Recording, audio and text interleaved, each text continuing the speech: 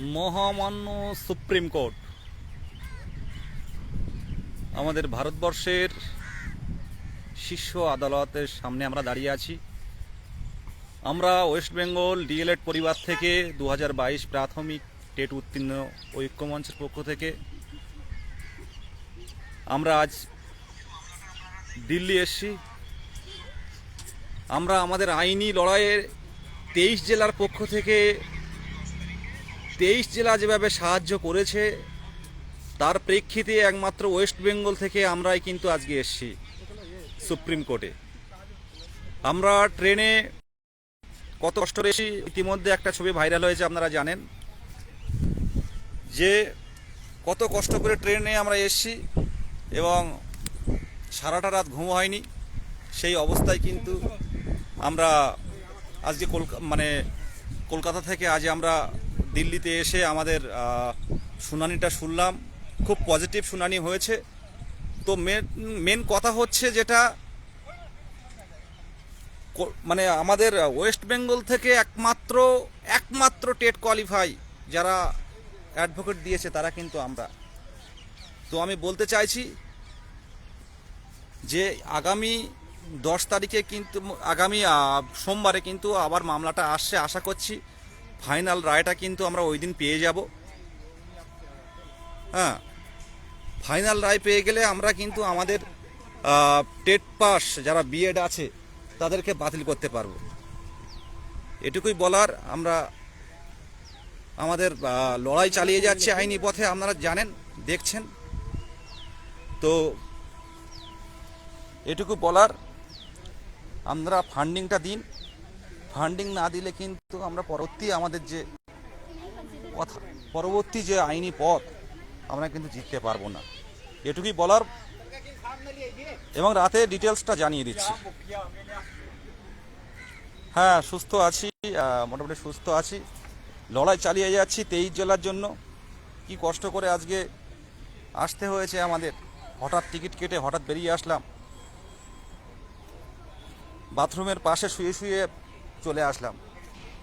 তো লড়াইটা খুব কঠিন ছিল। তো এই লড়াই আশা করি সোমবারে আমরা চূড়ান্ত পর্যায়ে রায় পেয়ে যাব। কিন্তু আমাদের কিন্তু আর্থিক সাহায্য প্রয়োজন। 23 জেলা থেকে বলবো, আর্থিক সাহায্য না হলে কিন্তু আমরা আমাদের কাঙ্ক্ষিত লক্ষ্যে পৌঁছাতে পারবো না। আমাদের 23 জেলার 2022 প্রাথমিক টেট উত্তীর্ণ সকলকে আমাদের 23 জেলার টেট উত্তীর্ণ হবু শিক্ষকদের পক্ষ থেকে ধন্যবাদ জানাই।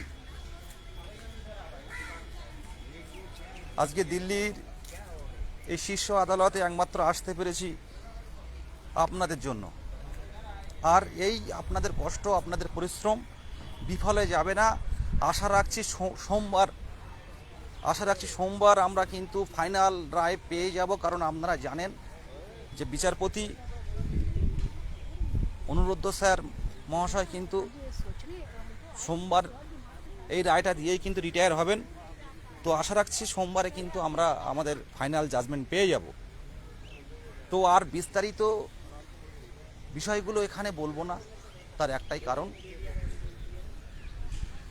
কারণ এই সোশ্যাল মিডিয়াতে আইনি সমস্ত বিষয়গুলো বলা সম্ভব নয়। সোশ্যাল মিডিয়াতে আপনারা জানেন সব কিছু শেয়ার করা সম্ভব হয় না। তো আপনাদের অনুরোধ করব যে রাতে একটা লাইভ করব রুমে গিয়ে।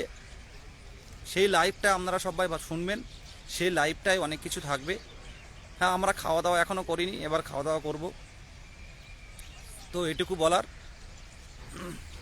শেষ করলাম। ভালো থাকবেন আর পরবর্তী আপডেটের অপেক্ষায় থাকুন। এই মহামান্য সুপ্রিম কোর্ট 22 স্টেটের জয় হবে যতক্ষণ না পর্যন্ত 2022 প্রাথমিক টেট কোয়ালিফাই ডিএলএড যতক্ষণ পর্যন্ত তারা নিজের পছন্দের স্কুলে না যেতে পারছে ততক্ষণ আমাদের আন্দোলন জারি থাকবে। আর একমাত্র আপনারা দেখেছেন আজকের যে কোর্টের যে শুনানির পর্বে দেখেছেন একমাত্র আমাদের অ্যাডভোকেট সুবীর স্যানাল স্যার কিন্তু লড়েছেন। একমাত্র পশ্চিমবঙ্গ থেকে তিনি এসেছেন। সেটা আমরা ঐক্যমঞ্চ থেকে 23 জেলার পক্ষ থেকে কিন্তু আমরা এটা করতে পেরেছি। ভালো থাকবেন, নমস্কার।